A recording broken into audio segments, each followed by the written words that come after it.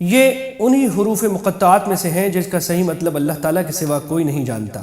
دیکھیے سورہ بقرہ کی پہلی آیت پر ہمارا حاشیہ، اور قرآن کریم میں جو قسمیں کھائی گئی ہیں ان کے بارے میں پچھلی سورہ صافات کا پہلا حاشیہ۔ یہ ترجمہ اس جملے کی اس ترکیب پر مبنی ہے جو علامہ آلوسی نے ازہر کہہ کر نقل کی ہے، یعنی حضرت صلی اللہ علیہ وسلم ان باتوں کے ذریعے معاذ اللہ اپنا اقتدار قائم کرنا چاہتے ہیں۔ مطلب یہ ہے کہ رسول کریم صلی اللہ علیہ وسلم کی نبوت پر یہ لوگ اس طرح اعتراضات کر رہے ہیں جیسے نبوت جو در حقیقت اللہ تعالیٰ کی رحمت کا ایک حصہ ہے ان کے اپنے اختیار میں ہے کہ جسے یہ چاہیں اسے نبی بنایا جائے اور جسے یہ ناپسند کریں اسے نبوت نہ دی جائے۔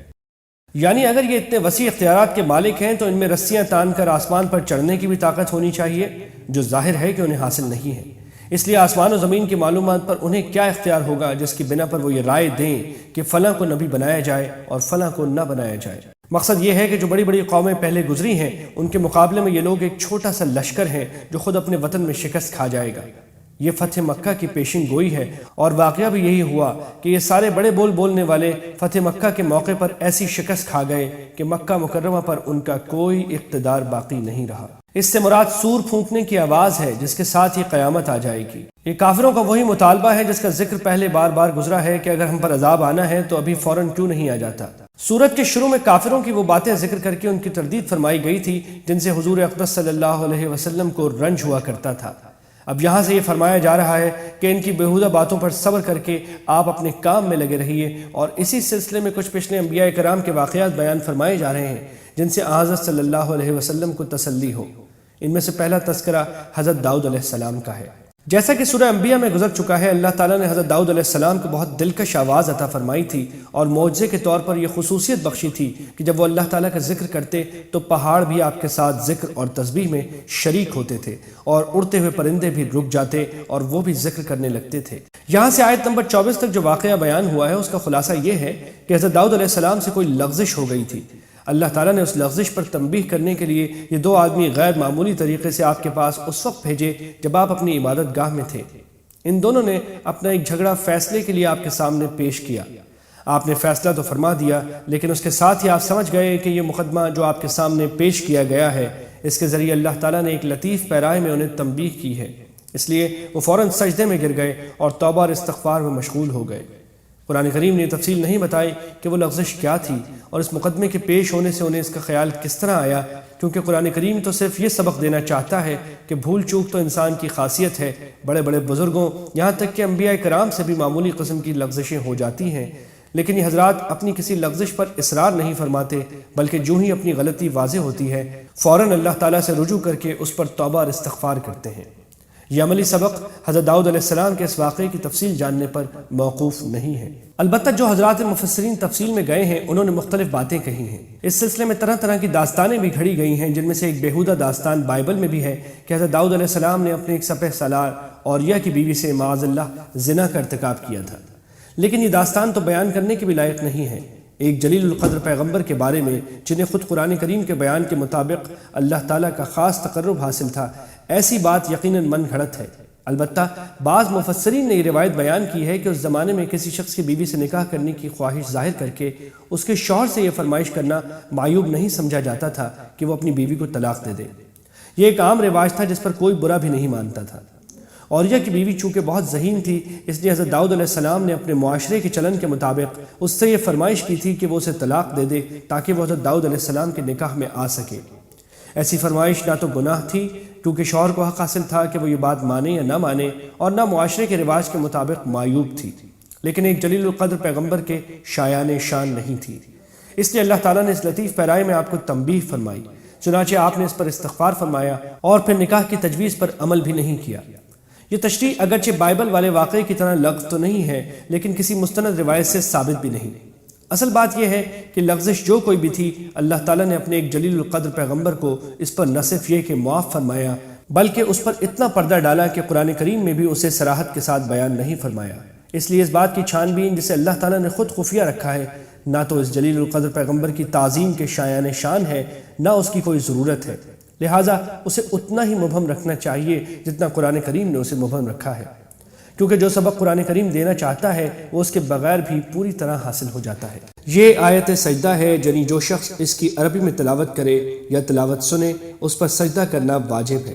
البتہ آیت کو پڑھے بغیر صرف دیکھنے سے سجدہ واجب نہیں ہوتا اور صرف ترجمہ زبان سے پڑھنے میں بھی احتیاطاً سجدہ کر لینا ضروری ہے۔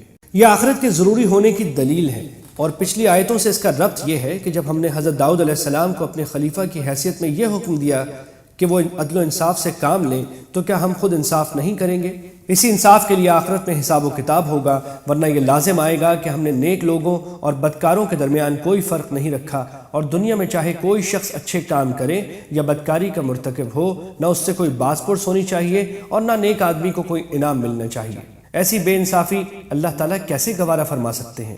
یعنی جب آخرت اور حساب و کتاب کی ضرورت معلوم ہو گئی تو اللہ تعالیٰ کے عدل و انصاف ہی کا تقاضا یہ ہے کہ وہ انسانوں کو پہلے سے متنبہ کرنے کے لیے کوئی ہدایت نامہ عطا فرمائے تاکہ لوگ اس پر عمل کر کے اپنی آخرت کو درست کر سکیں۔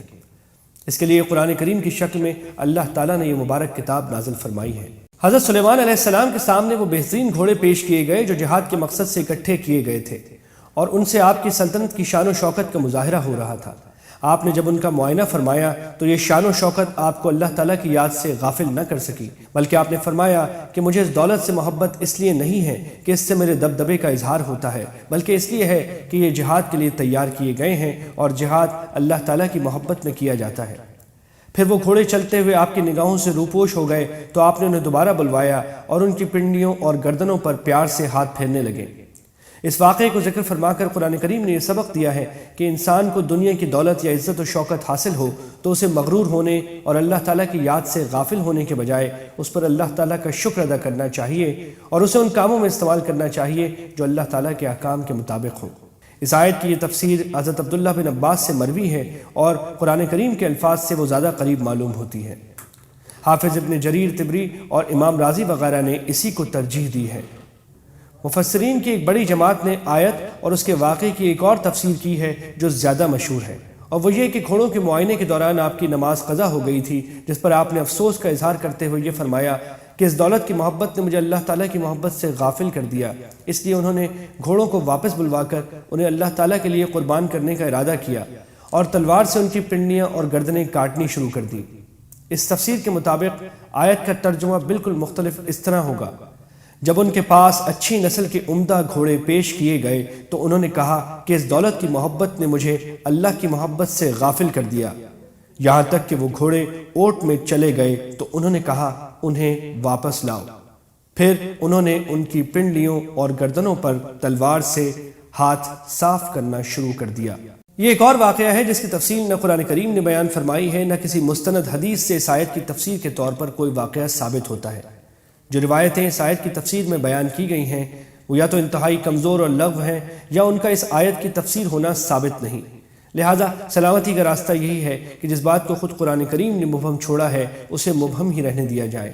واقعے کا حوالہ دینے کا جو مقصد ہے وہ تفصیلات جانے بغیر بھی پورا ہو جاتا ہے، اور وہ یہ کہ اللہ تعالیٰ نے حضرت سلیمان علیہ السلام کی کوئی آزمائش فرمائی تھی جس کے بعد انہوں نے اللہ تعالیٰ ہی سے رجوع فرمایا۔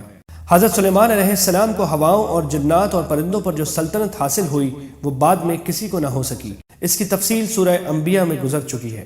یہ جنات حضرت سلیمان علیہ السلام کی کیا خدمات انجام دیا کرتے تھے اس کی تفصیل سورہ سبا میں گزری ہے۔ یہاں یہ اضافہ ہے کہ وہ غوطے لگا کر سمندر سے موتی وغیرہ نکال لایا کرتے تھے، اور کچھ جنات جو نہایت شریر تھے ان کی شرارتوں سے لوگوں کو محفوظ کرنے کے لیے انہیں جکڑ کر رکھا گیا تھا۔ حضرت سلیمان علیہ السلام کو یہ دولت مالک بنا کر دے دی گئی تھی اور یہ اختیار دیا گیا تھا کہ جتنی چاہیں خود رکھیں اور جتنی چاہیں کسی اور کو دیں۔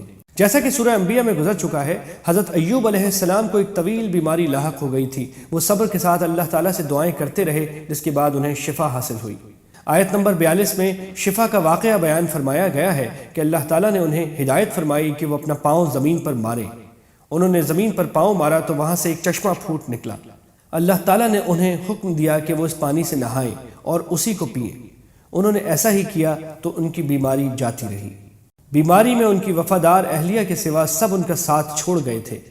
صحت کے بعد نہ صرف وہ واپس آ گئے بلکہ اللہ تعالیٰ نے انہیں مزید پوتے پوتیاں عطا فرمائیں، اور اس طرح ان کے خاندان کی تعداد دگنی ہو گئی۔ حضرت ایوب علیہ السلام کی اہلیہ کو ایک مرتبہ شیطان نے اس طرح ورغلایا کہ وہ ایک طبیب کی شکل میں ان کے سامنے آیا۔ یہ اپنے شوہر کی بیماری سے پریشان تھی۔ انہوں نے اس کو واقعی طبیب سمجھ کر اس سے کہا کہ میرے شوہر کا علاج کر دو۔ وہ تو شیطان تھا، اس نے کہا کہ اس شرط پر علاج کرتا ہوں کہ اگر تمہارے شوہر کو شفا ہو گئی تو تمہیں یہ کہنا ہوگا کہ اس طبیب نے انہیں شفا دی ہے۔ یہ خاتون چونکہ اپنے شوہر کی بیماری سے پریشان تھی، اس لیے ان کے دل میں اس کی بات ماننے کا میلان پیدا ہوا، اور انہوں نے حضرت ایوب علیہ السلام سے اس کا ذکر کیا۔ حضرت ایوب علیہ السلام کو بڑا رنج ہوا کہ شیطان نے ان کی اہلیہ تک رسائی حاصل کر لی ہے اور وہ اس کی بات ماننے کی طرف مائل ہو رہی ہیں۔ اس رنج کے عالم میں انہوں نے قسم کھا لی کہ میں صحت مند ہونے کے بعد اپنی بیوی کو 100 قنچیاں ماروں گا، لیکن جب انہیں صحت حاصل ہو گئی تو انہیں اپنی قسم پر شرمندگی ہوئی اور خیال آیا کہ اپنی ایسی باوفا بیوی کو کس طرح یہ سزا دوں، اور اگر نہ دوں تو قسم ٹوٹتی ہے۔ اللہ تعالیٰ نے انہیں وحی کے ذریعے حکم دیا کہ وہ 100 سینکوں کا ایک مٹھا لے کر ایک ہی مرتبہ اپنی بیوی کو مار دیں، اس طرح قسم بھی نہیں ٹوٹے گی اور بیوی کو کوئی خاص تکلیف بھی نہیں پہنچے گی۔ حضرت الیسع علیہ السلام کا ذکر قرآن کریم میں صرف 2 جگہ آیا ہے، ایک یہاں اور ایک سورہ انعام میں۔ دونوں جگہ آپ کا صرف نام مذکور ہے، کوئی مفصل واقعہ بیان نہیں فرمایا گیا۔ تاریخی روایتوں سے معلوم ہوتا ہے کہ آپ بنو اسرائیل کے انبیاء میں سے تھے اور حضرت الیاس علیہ السلام کے چچا زاد بھائی تھے۔ بائبل کی کتاب سلاطین اول باب 19 میں آپ کا واقعہ مذکور ہے۔ اسی طرح حضرت ذوالکفل علیہ السلام کا بھی 2 جگہ صرف ذکر آیا ہے، ایک یہاں اور دوسرے سورہ انبیاء میں۔ بعض مفسرین نے انہیں حضرت الیسع علیہ السلام کا خلیفہ قرار دیا ہے اور بعض نے کہا ہے کہ یہ نبی نہیں تھے، ولی اللہ تھے۔ اس سے مراد مسلمان ہیں جن کو یہ کافر لوگ دنیا میں برا سمجھتے تھے اور ان کا مذاق اڑاتے تھے، وہ ان کو جہنم میں نظر نہیں آئیں گے۔ پیغمبروں کے واقعات اور قیامت کے حالات بیان کرنے کے بعد حضور رسول کریم صلی اللہ علیہ وسلم سے فرمایا جا رہا ہے کہ ان منکرین سے فرما دیجئے کہ اگر غور کرو تو ان واقعات سے تمہیں میری نبوت پر استدلال کرنا چاہیے، کیونکہ ان باتوں کے معلوم ہونے کا میرے پاس کوئی اور ذریعہ نہیں تھا، اور میں جو یہ باتیں بتا رہا ہوں وہ یقیناً وحی کے ذریعے مجھے معلوم ہوئی ہیں، مگر تم وحی کی اس نصیحت سے منہ موڑے ہوئے ہو۔ اس سے فرشتوں کی اس گفتگو کی طرف اشارہ ہے جو حضرت آدم علیہ السلام کی تخلیق کے وقت ہوئی تھی، اور جو تفصیل کے ساتھ سورہ بقرہ میں گزر چکی ہے، اور اس کا کچھ حصہ آگے آ رہا ہے۔